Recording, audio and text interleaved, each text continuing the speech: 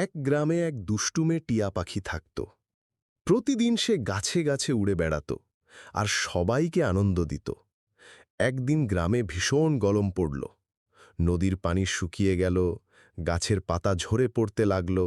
টিয়া পাখি পানি খুঁজে খুঁজে ক্লান্ত হয়ে গেল। তবু সে গ্রামবাসীকে গান শুনিয়ে হাসাতে চেষ্টা করল। কিন্তু শেষে সে কষ্টে কাঁদতে কাঁদতে বলল, আমি কাঁদছি কারণ তুমি